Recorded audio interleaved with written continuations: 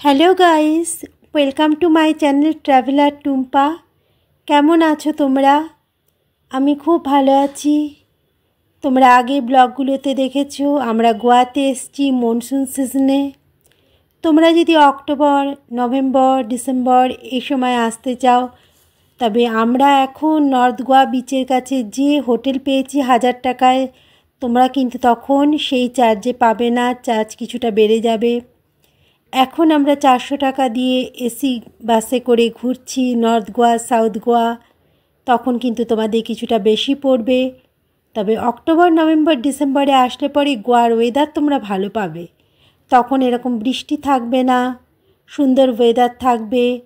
কিন্তু এখন আমরা যেরকম ডিসকাউন্টগুলো পাচ্ছি সেগুলো কিন্তু তোমরা তখন পাবে না, কারণ সেটা হচ্ছে তখন পিক পিরিয়ড। তবে বৃষ্টিটা থাকবে না, তোমরা সুন্দরভাবে ঘুরতে পারবে। তোমরা যারা অক্টোবর, নভেম্বর, ডিসেম্বরে গোয়াতে আসবে তারা পার পার্সন মিনিমাম 10,000 ধরে চলবে, যদি বাজেট ট্রিপ হয় তোমাদের। তবে ওয়েদারটা ভালো পাবে, বিচের নাইট লাইফটা ভালো করে এনজয় করতে পারবে।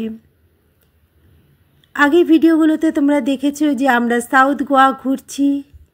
তো এখন আমরা এসেছি গোয়ার ব্যাসিলিকা অফ বোম জিসাস চার্চে। এখানে 450 বছর ধরে সেন্ট ফ্রান্সিস জেভিয়ার্সের দেহ রাখা আছে, কোনো রকম উপকরণ ছাড়া, কোনো রকম কেমিক্যাল ইউজ না করে। এটা কি করে সম্ভব? এটা সত্যিই একটা অত্যাশ্চর্য বিষয়। কিন্তু বলা হয় যে ওনার শরীরে এমন একটা দিব্য শক্তি আছে যার জন্যই এটা সম্ভব হয়েছে। এখনও তার শরীর নষ্ট হয়নি। 450 বছর ধরে আছে, কিন্তু এখনও তার শরীর নষ্ট হয়নি। ভাবা যায়? প্রত্যেক 10 বছর বাদে বাদে এই বডি দর্শনার্থীদের দর্শনের জন্য বাইরে রাখা হয়। এই চার্চের ভিতরে একটা কাচের বক্সের মধ্যে এটা রাখা থাকে। এই চার্চকে ওয়ার্ল্ড হেরিটেজ মনুমেন্টের মধ্যে ধরা হয়। চার্চটা সত্যিই খুব সুন্দর, তোমরা দেখতে পাচ্ছ এখানে বড় বড় করে লেখা রয়েছে ওয়ার্ল্ড হেরিটেজ মনুমেন্ট। এই যে চার্চটা, এটা ওল্ড গোয়ার মধ্যে রয়েছে। ভিতরে একটা সুন্দর আর্ট গ্যালারিও রয়েছে, আর চারিদিকে প্রচুর ফাঁকা ফাঁকা জায়গা। দেখো, প্রচুর গাছপালা লাগানো রয়েছে। ফটোশ্যুটের পক্ষে দারুণ জায়গা, বিস্তীর্ণ লন রয়েছে। ভীষণ সুন্দর এই ওল্ড গোয়ার এই চার্চ। আমরা ভিতরে ঢুকলাম, কিন্তু ভিতরে যেহেতু ক্যামেরা অ্যালাউ নয়, তাই আমরা এই সমস্ত ছবিগুলো বাইরে থেকেই তুলেছি। এরপরে এরই উল্টো দিকে রয়েছে নতুন একটা চার্চ, যার সামনে আমরা এখন দাঁড়িয়ে আছি। আমার পিছনে দেখা যাচ্ছে সেই চার্চ, তারও দুপাশে বিশাল বড় বড় লন, সুন্দর রাস্তা, আর অনেক বড় এই চার্চ, এই যে হোয়াইট কালারের চার্চটা। তো এই চার্চের মধ্যে রয়েছে একটা বড় মিউজিয়াম। অনেকটা বড় জায়গা জুড়ে এই চার্চটা। আমরা পুরো চার্চটার চারিদিকটা ঘুরে ঘুরে দেখছি যে চার্চটা কেমন দেখতে। আর ফটোশ্যুটের পক্ষেও খুব সুন্দর এটা। দেখছো কত বিস্তীর্ণ জায়গা জুড়ে সবুজ লন রয়েছে, আর উল্টো দিকে ওই ব্যাসিলিকা।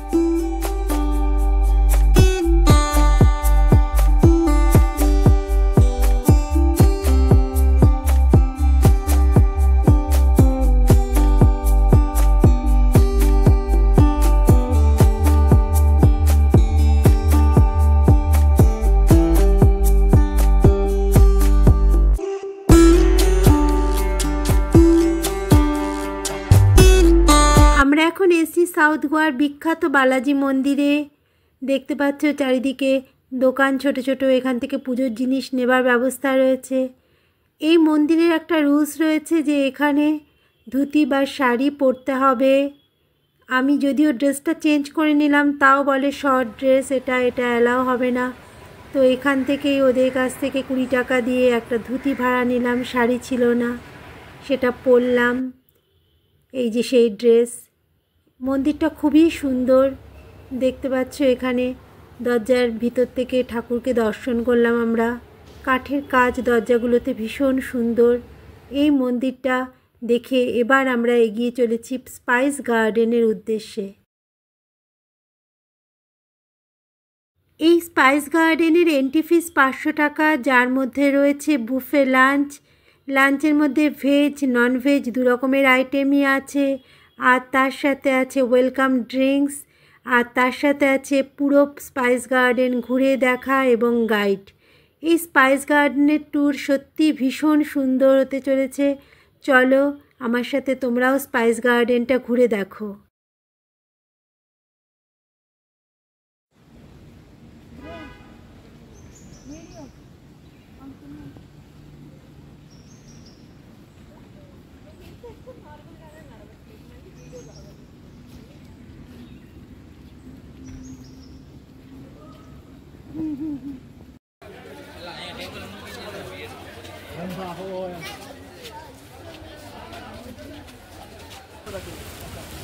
नारियल के पेट पर देखो, नारियल का 4 रिंग मतलब एक साथ नारियल के लिए, और इसका 3 रिंग एक साथ। ये पाइप जरा देखिए चलो।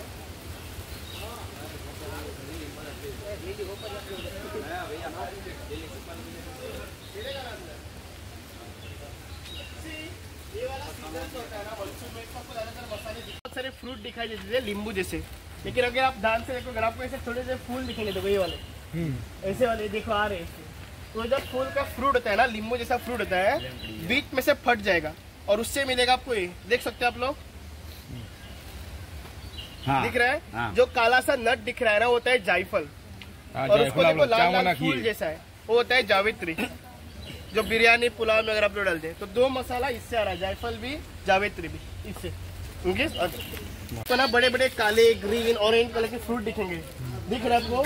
ये होता है कोको का पेड़, चॉकलेट का पेड़। ये ना पहले कोकम नहीं, कोको चॉकलेट जो होता है, पहले ग्रीन बाद में ऑरेंज होगा। उसके अंदर ना बहुत सारे बादाम गिरे दिख लीजिएगा, व्हाइट कलर के, वहाँ पर भी गिरा है देखो। तो जब मतलब फ्रेश होता है ना, जो जेली जैसा दिख रहा है आपको, वो अच्छा होता है, इसको आप निकाल के खा सकते हो, सीताफल जैसा होता है। उसी का वो कोको बटर लोशन वगैरह बनाते हैं, और बचा हुआ बीज को प्रोसेस करके कोको पाउडर।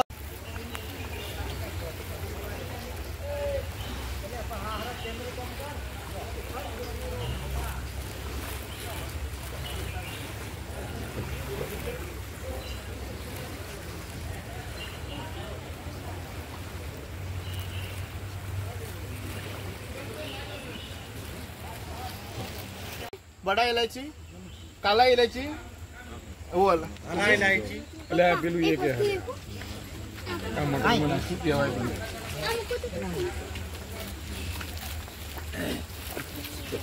ना एक ही ऑर्किड है ना जो आपको फ्रूट दे सकता है। कभी देखा आप लोग, मेरा ऐसा ब्लैक कलर का स्टिक जैसा होता है। एक फ्रूट आप तभी लेने के लिए जाओगे ना, गोवा कर्नाटका केरला में आपको 300 वही अगर आप अपने अपने घरों में लेने के लिए जाओगे ना, कम से कम 1000 से 1200 रुपया पड़ेगा, इतना सा होता है। उसका ना ब्लैक कलर का जेल आता है, कभी देखा आप लोग? तो कभी आप लेने के लिए जाओगे ना, तो 1 लीटर कम से कम 7 से 8 लाख रुपया पड़ेगा आपको। ये होता है वेनिला। अभी आपका वेनिला का कप कितने में आता है आइसक्रीम का?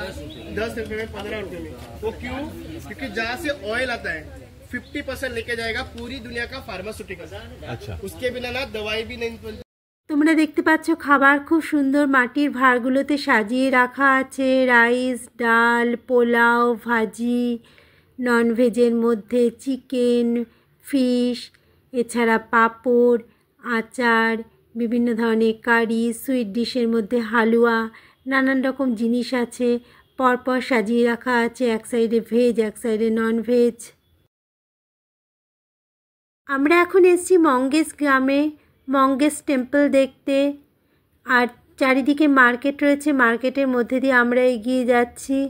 এই মার্কেটগুলো তো অন্যান্য বিচ মার্কেটের মতোই নানান রকম ড্রেস, টুপি, ঘর সাজাবার জিনিস, চটি, ব্যাগ এই সমস্তই বিক্রি হয়। দেখো পরপর দোকানগুলো রয়েছে ঝুলছে। আর এখানেরও ওই এক নিয়ম, শর্ট ড্রেস চলবে না, শাড়ি বা ধুতি নিতে হবে। আমার ড্রেসটা ঠিক চলছিল না, ওই জন্য আমাকেও আর অন্যান্য যারা ছিল তাদের প্রত্যেককেই এখানে শাড়ি নিতে হয়েছিল। কিন্তু সেই শাড়িটা পুরো পরা যায় না, সেই শাড়িটাকে সেই ধুতির মতোই পরতে হয়, কারণ হাফ কাপড় দিয়েছে। 20 টাকা নিল, হাফ কাপড় দিয়েছে ভাড়াতে।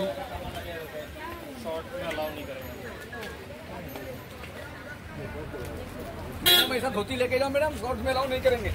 शॉर्ट्स में जाने को नहीं है, 20 रुपया रेंट है, लेके जाओ।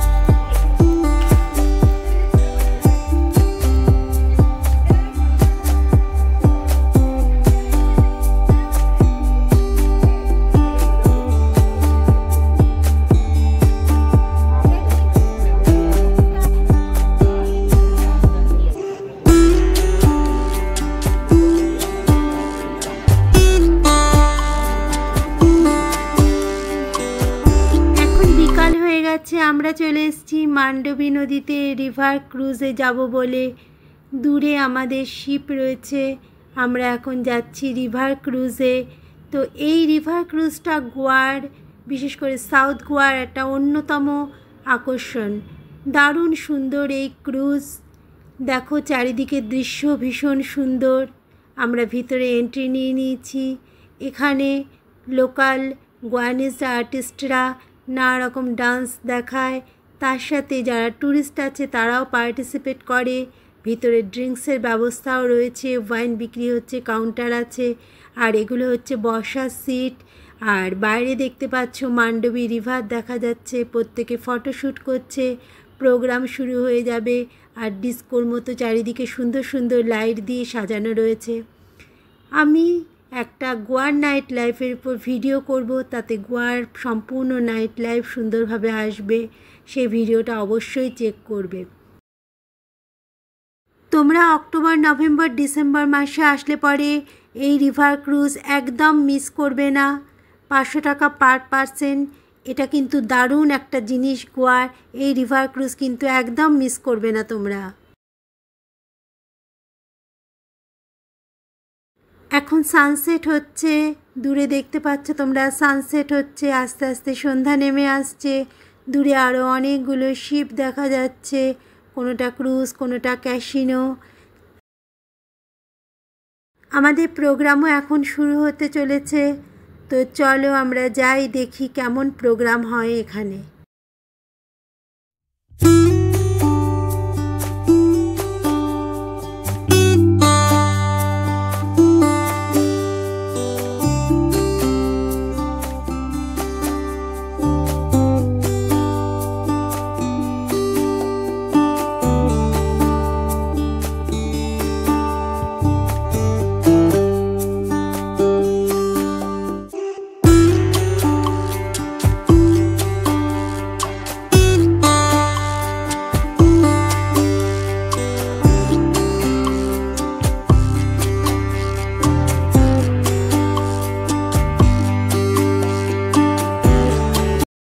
যদি ভিডিও ভালো লাগে অবশ্যই লাইক করবে, ফ্রেন্ডস অ্যান্ড ফ্যামিলির সাথে শেয়ার করবে, আর আমার চ্যানেল ট্রাভেলার টুম্পাকে সাবস্ক্রাইব করবে।